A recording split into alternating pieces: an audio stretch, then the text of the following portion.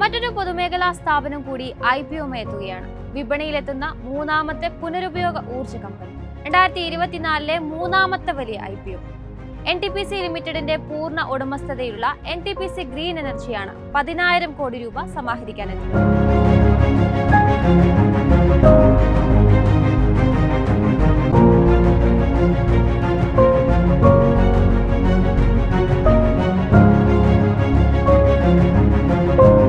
So let's check out the fundamentals, financials and IPO details. Welcome to IPO Alerts.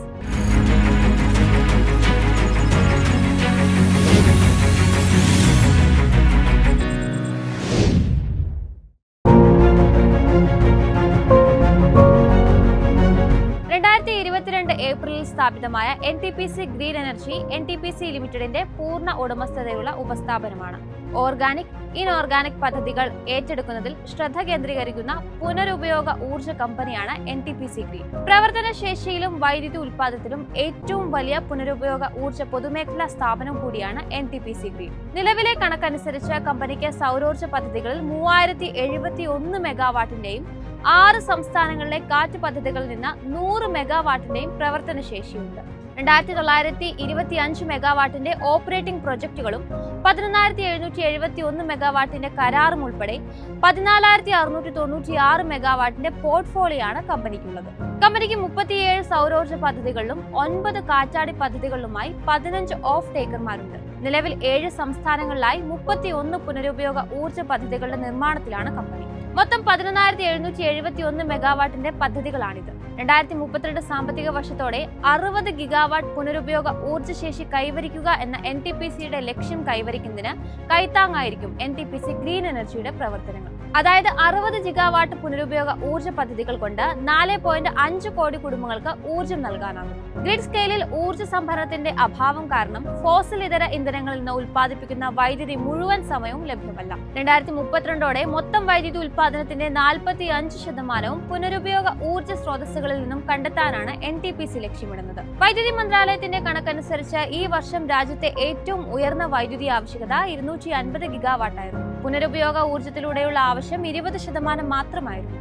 NTPC green energy ലിമിറ്റഡിന്റെ IPO രാജ്യത്തെ മൊത്തത്തിലുള്ള പുനരുപയോഗ ഊർജ്ജ മേഖലയിൽ കൂടുതൽ നിക്ഷേപ സാധ്യതകൾക്ക് വഴിയൊരുക്കും. ഇത് രാജ്യത്തെ 2030ഓടെ 500 ഗിഗാവാട്ടിന്റെ പുനരുപയോഗിക്കാവുന്ന ഊർജ്ജം കൂട്ടിച്ചേർക്കാനും 2070ഓടെ നെറ്റ് സീറോയിൽ എത്താനും സഹായിക്കും. Adani green energy, ACME solar holdings എന്നിവയാണ് ഈ മേഖലയിലെ മറ്റ് സമാന കമ്പനികൾ. ഇഷ്യൂവിലൂടെ 10,000 കോടി രൂപ സമാഹരിക്കാനാണ് കമ്പനിയുടെ ലക്ഷ്യം. ഇത് പൂർണ്ണമായും 92.59 കോടി ഓഹരികളുടെ പുതിയ ഇഷ്യൂ മാത്രമാണ്. 10 രൂപ മുഖവിലയുള്ള ഓഹരിയുടെ പ്രൈസ് ബാൻഡ് 102 രൂപ മുതൽ 108 രൂപ വരെയാണ്. ഒരു ലോട്ടിൽ 138 ഓഹരികളാണ് ഉണ്ടാവുക. റീറ്റെയിൽ നിക്ഷേപകർക്ക് ആവശ്യമായ ഏറ്റവും കുറഞ്ഞ നിക്ഷേപ തുക 14,904 രൂപയാണ്. റീറ്റെയിൽ നിക്ഷേപകർക്ക് 13 ലോട്ടുകൾ വരെ അപേക്ഷിക്കാം. നവംബർ 19 ആരംഭിക്കുന്ന ഇഷ്യൂ അവസാനിക്കുക നവംബർ 22 ഓഹരികളുടെ അലോട്ട്മെന്റ് നവംബർ 25 പൂർത്തിയാവും. നവംബർ 26 ഓഹരികൾ അലോട്ട് ചെയ്തവരുടെ ഡിമാറ്റ് അക്കൗണ്ടിലേക്ക് ക്രെഡിറ്റ് ചെയ്യും. അതേ ദിവസം തന്നെ കമ്പനി റീഫണ്ടുകൾ നൽകി തുടങ്ങും. ഓഹരികൾ നവംബർ 27 എക്സ്ചേഞ്ചുകളിൽ ലിസ്റ്റ് ചെയ്യും.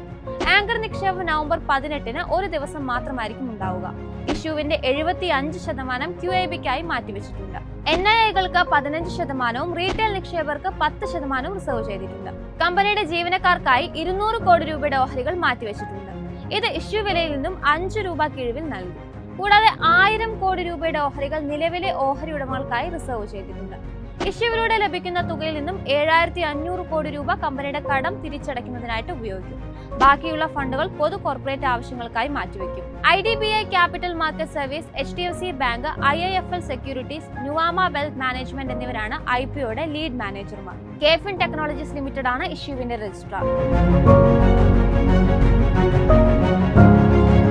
കമ്പനി 2022 NTPCയിൽ നിന്നും വിഭജിക്കുന്നത്. ഇത് കാരണം 2 വർഷത്തെ സാമ്പത്തിക കണക്കുകൾ മാത്രമാണുള്ളത്.